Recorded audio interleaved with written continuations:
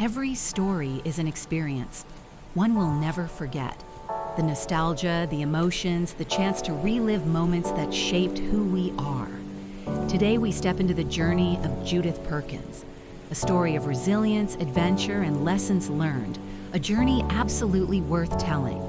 This is Journey to Pacific, where every story comes to life. Let's get into this. Hello, my name is Judith Perkins, and I am an author. I have written a book, Journey to the Pacific, One Man's Quest. I live in Tacoma, Washington, with my husband of 57 years. We have 3 sons, and each one was very intelligent and married wonderful women. And between them, they have given us 7 grandchildren and 3 great-grandchildren. I was born and raised in Portland, Oregon. I went to elementary school, high school, and college there. And after college, I went to work in the retail business. And I worked there for 10 years before I met my husband. And when we were married, his job took us to Southern California. So we lived there for 2 years, and then we moved back to Portland. And after 2 years in Portland, we moved to Great Falls, Montana. And after a few months in Billings, Montana, we moved to Calgary, Alberta. And from Calgary, we moved to Tacoma, Washington. And when we moved to Tacoma, Washington, my son finished the first grade after being in 6 different schools. So I said, no more moving. And we've been in Tacoma for 50 years. In 2000, we retired and bought a motorhome and traveled all over the United States and have the privilege of being in all 48 lower states. What a great experience that was. Our youngest son was in the Air Force, and he was stationed in Texas, in North Carolina, and in Nevada. And so we planned trips to go see him and his family, and we're very fortunate to be able to see all of the other states in between the times. We were always drawn to the national parks. We had a national parks passport, and it was a lot of fun to go into the visitor center and get that stamp on the national parks passport. We planned our trips so that we got to see as many of the national parks as we possibly could. After a while, we decided we were tired of traveling so much, and so we decided to winter in Yuma, Arizona. And we did that for 20 years. Now, since we are older and not able to go to Yuma as easily, we have decided to stay at our home in Tacoma. We enjoy living in our gated community and with all of our friends and neighbors here. I am active in our local Kiwanis Club, serving as its president. Right now, our club is involved in restoring an old school building in our community to be used as a community center. Our community has never had an area or a place where children and adults could go to get the services they need. So we are actively involved in trying to purchase and maintain this old school building. The Kiwanis Club that I belong to also works with the children in our community and in our schools. With the terrific kids programs in elementary schools and the key clubs in high schools, we keep busy doing this rewarding work. It keeps us out and about in our community and keeps me young at heart. When I turned 80 years old, I was sitting at my kitchen table thinking about all of the people who had gone before me and all of the women who had lived up until their 80s or beyond. When I was born, I had a great-great-grandmother, 2 great-grandmothers, 2 grandmothers, a grandfather, a mother, father, and a brother. I was 2 years old when my great-great-grandmother died, 10 years old when one great-grandmother died, and 20 years old when the other great-grandmother died. So I was very fortunate to know my great-grandmothers well. I would sit with my great-grandma and listen to the stories that she told about growing up in a small town in eastern Washington called Riparia. Riparia was located on the Snake River. It was the end of a railroad line for two different railroads, and it was also a shipping port.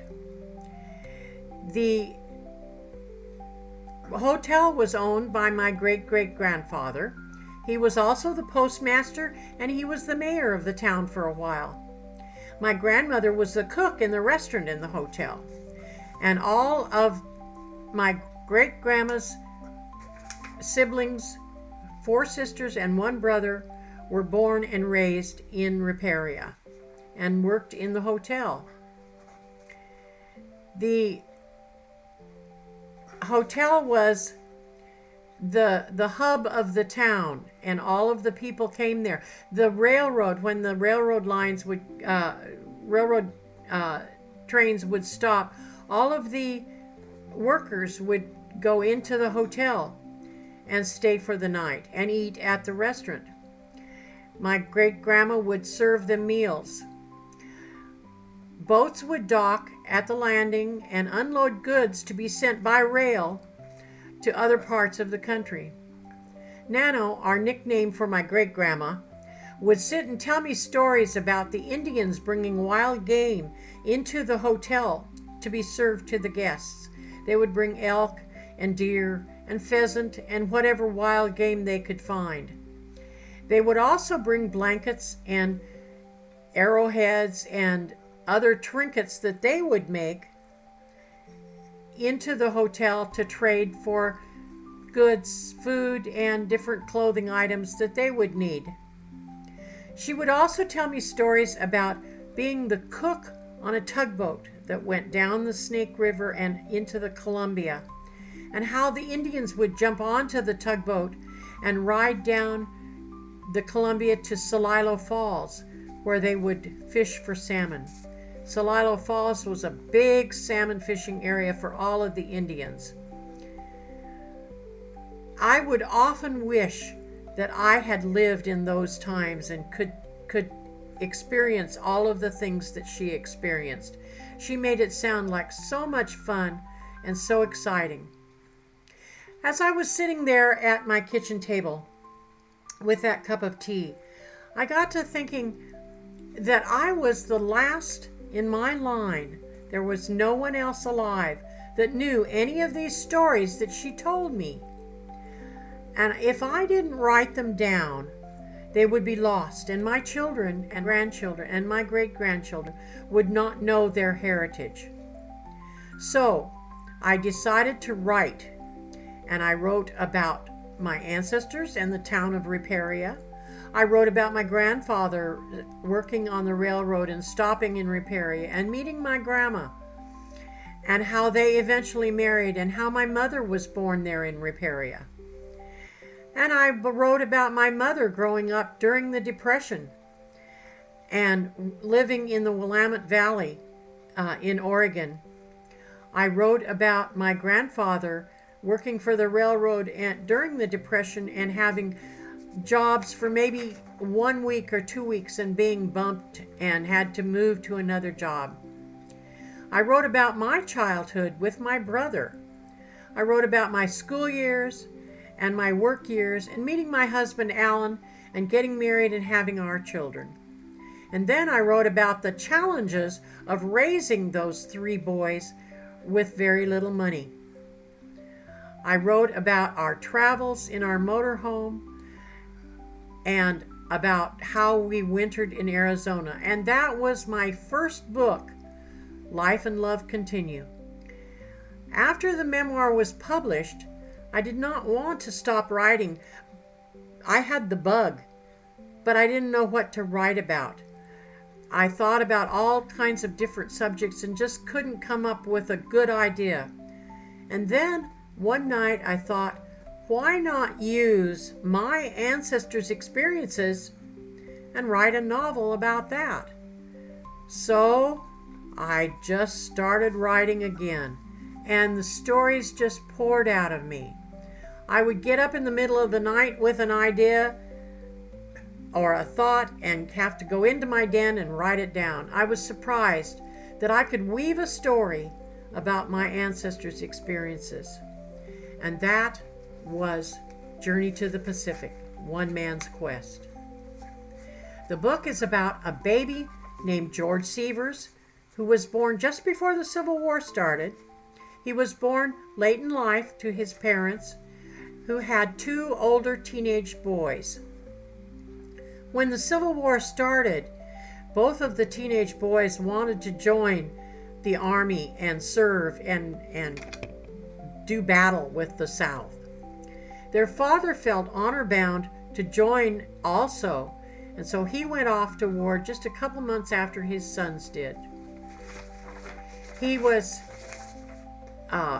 thinking that probably they would all be home in 2 or 3 months, the war would be over, and they wouldn't have to worry about anything else.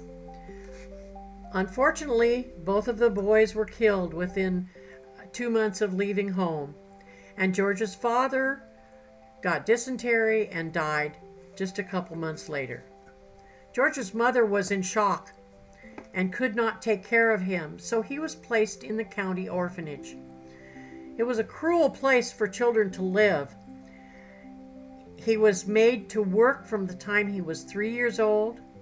He started out in the laundry, sorting clothes to be washed, and then he washed clothes on an old washboard in very hot water.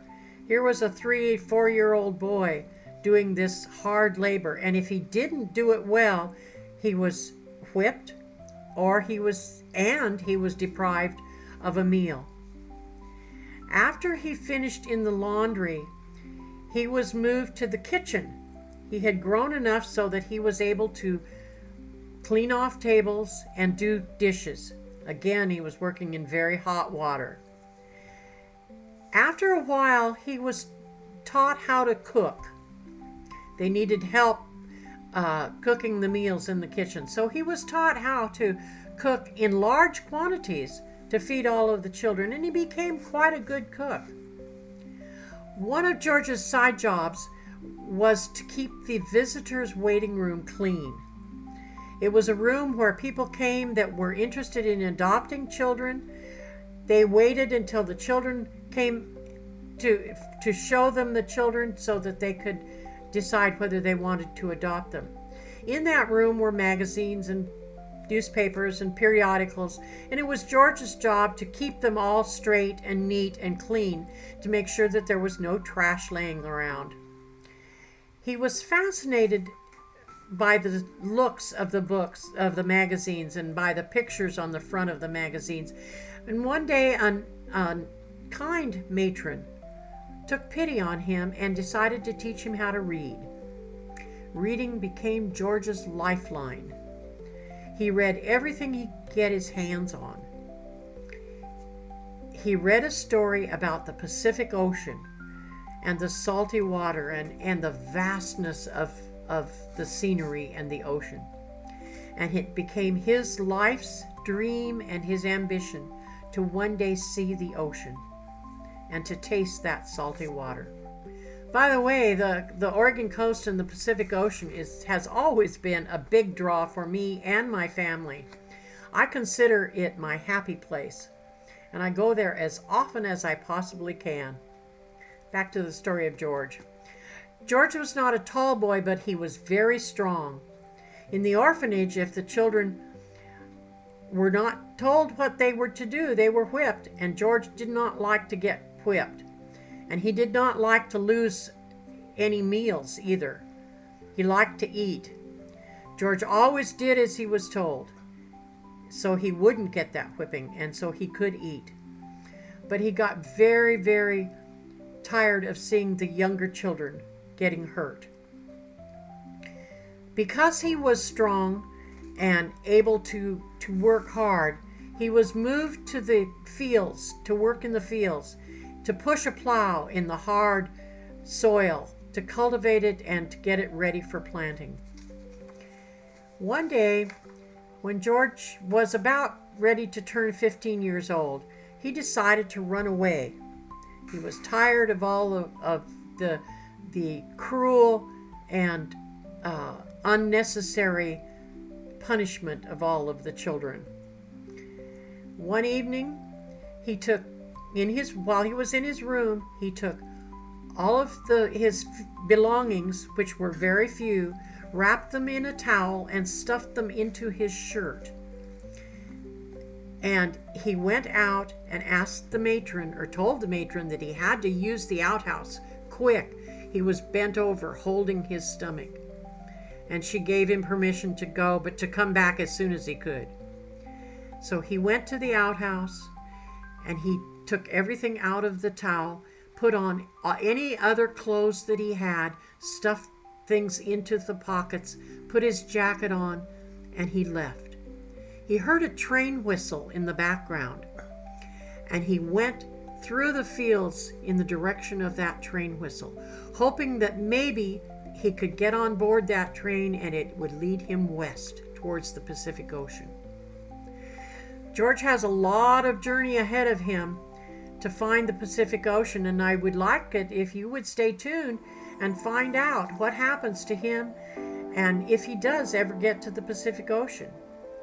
Thanks so much for listening. I hope you have enjoyed a glimpse into my life and into the life of George Seevers. See you next time.